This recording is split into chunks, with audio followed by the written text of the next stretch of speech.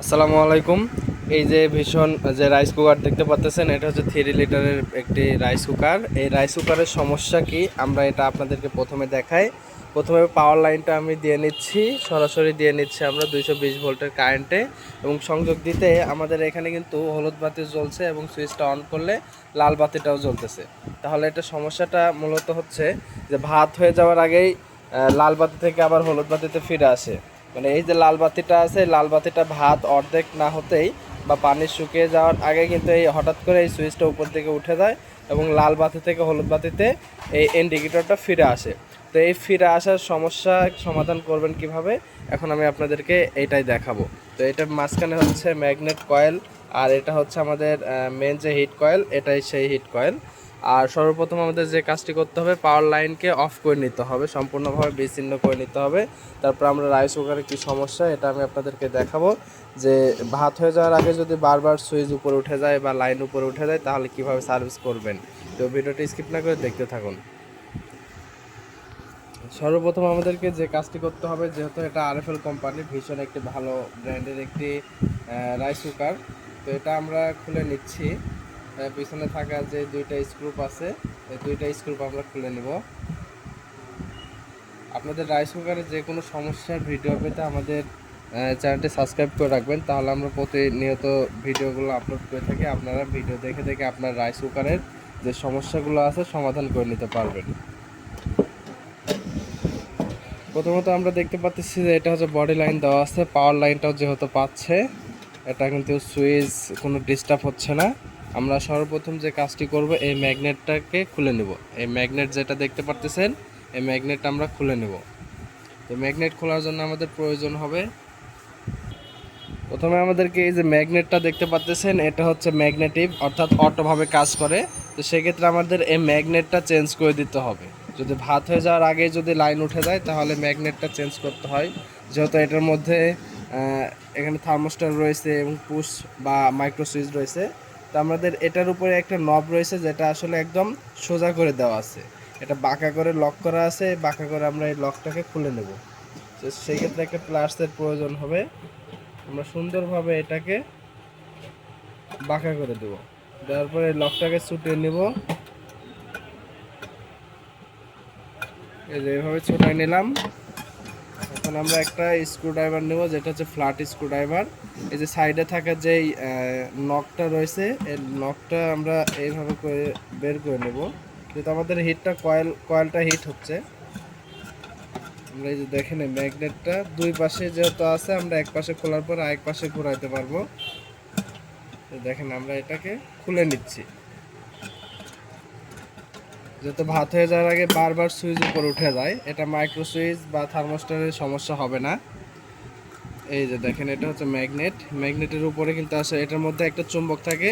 যখন অতিরিক্ত হিট হয়ে যায়, এটা যে ধারণ ক্ষমতা আছে, তখন কিন্তু ধারণ ক্ষমতায় থেকে বা অতিরিক্ত হিট হয়ে যায় তখন কিন্তু এই সুইচটা অটোমেটিক ছেড়ে দেয়। কিন্তু এটা চুম্বক এবং এটার উপরে যে পাত রয়েছে এটা নষ্ট হয়ে যাওয়ার কারণে অল্প হিটে এটা ছেড়ে দিচ্ছে, যার কারণে সুইচটাকে অফ করে দিচ্ছে। এই জন্য হলুদ বাতির থেকে লাল বাতি, আর লাল বাতি থেকে আবার কিন্তু হলুদ বাতিতে অটোমেটিক ফিরে আসছে, মানে কুকিং থেকে আবার ওয়ার্মে ফিরে আসে।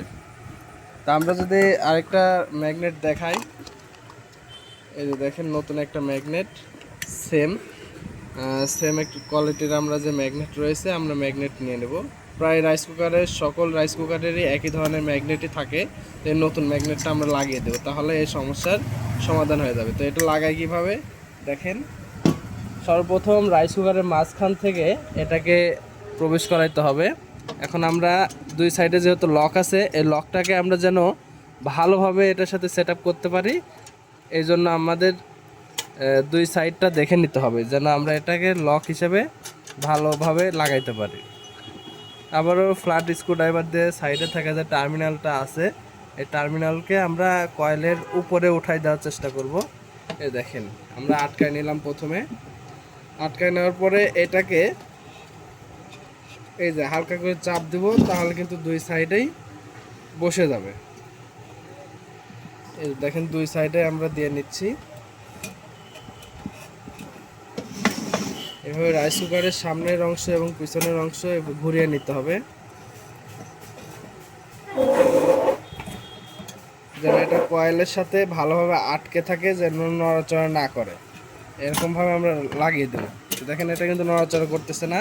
আর একটু যদি কাছে এনে দেখানোর চেষ্টা করি, এখানে একটা নব আছে, এই যে টার্মিনাল, এই টার্মিনালতে ফাঁকা ছিদ্রের মধ্যে প্রবেশ করাতে হবে। এই যে দেখেন আমরা এটার ভিতর প্রবেশ করাচ্ছি। এটার মাথাটা যেহেতু বাঁকানো আছে, এটা সোজা করে দিতে হবে, যেন এটা সুইচ অন করলে খুলে না আসে।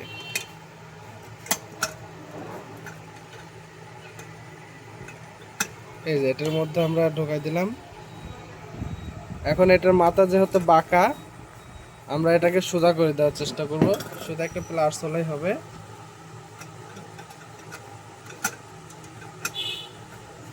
একদম সোজা স্টিল রাখবেন, যেন এটা কোনোভাবে বাঁকা না থাকে।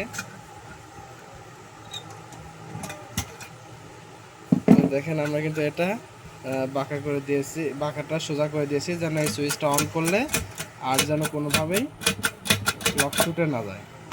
বা আমরা ম্যাগনেটটাকে যদি নিচে দিয়ে হাত দিয়ে ধরার পর এটা ছেড়ে দিই চেক করার জন্য, এই যে দেখেন সুইচ অন করলাম, ম্যাগনেট ছেড়ে দিলাম, এটা অটোভাবে কাজ করতেছে। যদি ভাত হবার আগে বারবার লাইন উঠে যায়, সর্বপ্রথম আপনাদের এই ম্যাগনেটের সমস্যা হয়। আর দ্বিতীয়ত যদি ম্যাগনেটের সমস্যা না হয়, তো সেই ক্ষেত্রে অনেক সময় আছে যে এখানে মাইক্রো সুইচ থাকলে মাইক্রো সুইচের সমস্যা হয়, অথবা থার্মোস্টারের সমস্যা হয়। আমরা এটা যেহেতু লাইন পাস হচ্ছে, হিট হচ্ছে, কয়েল সব কিছুই ঠিক আছে, এটা আমরা কিন্তু সরাসরি ম্যাগনেটটা চেঞ্জ করে দিলেই হবে। এখন আমাদের এখানকার কাজটা শেষ। এখন আমরা রাইস কুকারটিকে আবারও ঢাকনাগুলো লাগিয়ে দেবো। পিছনে যে ঢাকনা আছে, ঢাকনাগুলো আবারও লাগাই দিচ্ছি।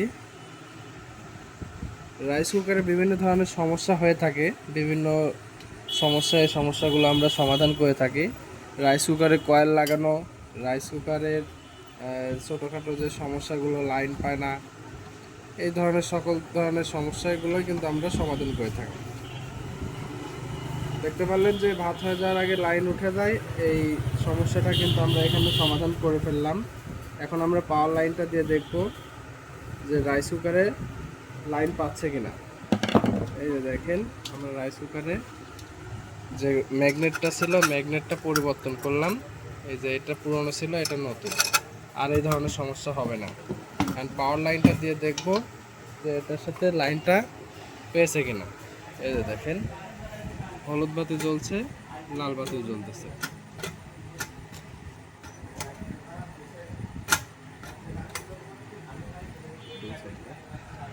এই যে লাল বাতি জ্বলতেছে, তার মানে আমাদের রাইস কুকারটা এখন সম্পূর্ণভাবে ভালো আছে।